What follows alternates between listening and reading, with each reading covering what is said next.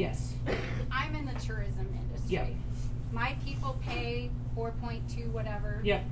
And then they pay a tourism tax. Yep. We have $4 billion according to the revenue in tourist income. Why are we not increasing the tourism tax to help offset some of that? And then also when you're talking about a 73-year retiree, our property taxes are out of control. There is no consistency. And there are people in this room that voted it down. He's over there somewhere. And I'm sorry. My taxes have got quadrupled in 3 years. Is this your home? This is my home. Well, it's my home. Yeah. It's my business. Well, no, but some people, okay. It's everything is going up. Property taxes are going up. Homeowners insurance, car insurance, everything's going up. And yet we want to bring down taxes. Well, I understand needing to balance things, but we are not looking at the big picture.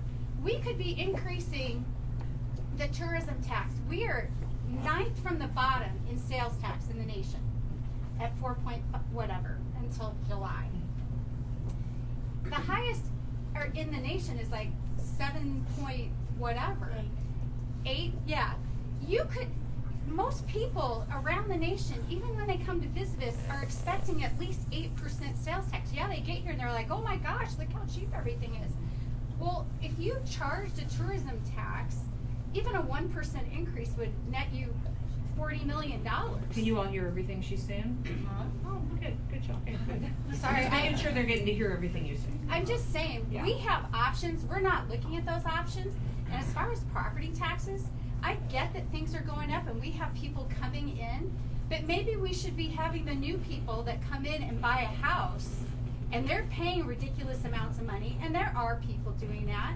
They have to submit something and their taxes get assessed at that new grayer rate. But we have people in our neighborhood that went from $290,000 in valuations up to over 400 some in 3 years. And now 800.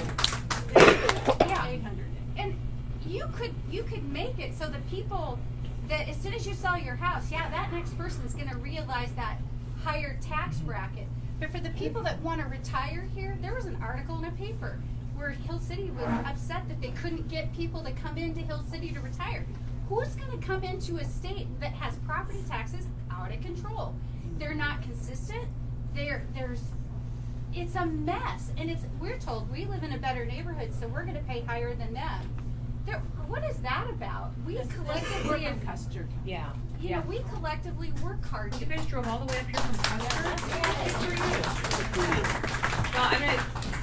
Well, I'll just say a couple of things.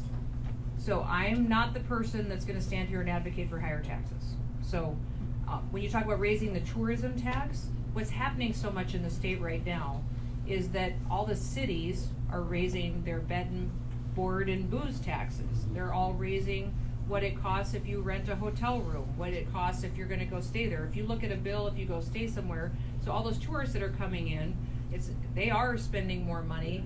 And we had a big problem out here in the Black Hills during high tourist season, where we had hotels that were charging 2 or 3 times the rate of what they normally do because they knew that they could.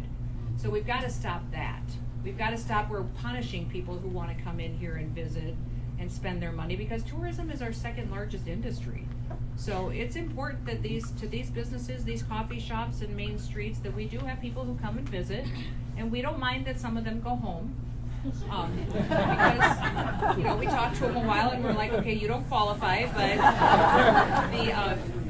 that's the problem when you start talking about raising the tourism tax, is that you look at those people who do come in as tourists. All these cities are taking more taxes, and that all adds up, and we're looking at how bad it's really hitting them and trying to evaluate that. When it comes to property taxes, you are exactly right that we have a problem going on. The first bill that I worked on when I became a legislator in 2006 was property taxes, and spent a whole session working on it, and it was because farmers were being taxed off their land at that time. And we moved to a productivity model that still isn't right, and that's why there's a task force that still continues to adjust it. But we didn't want farmers to be taxed on what something would sell for, because it was taxing them off their land. Instead, it was on what it could produce. So I do know that legislators are working on what would be a way to reform property taxes in a way that would be much more fair and that wouldn't create these kind of escalations that we're seeing. But it's good to know for discussion, these legislators are not going out and not changing property taxes because they're keeping a bunch of money at the state that they can sell. All your property taxes do stay local. They all go to your schools and they all go to your counties. So the state doesn't get a dime of property taxes.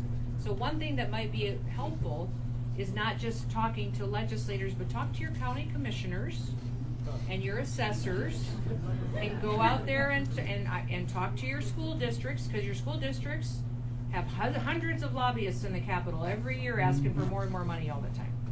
And it'd be so fantastic if a bunch of parents and community members would show up at a school board meeting once in a while and ask some questions.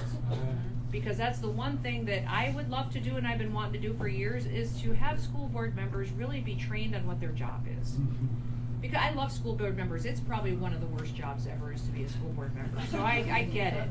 But they don't really understand that their job is not just to go there and listen to the administrator.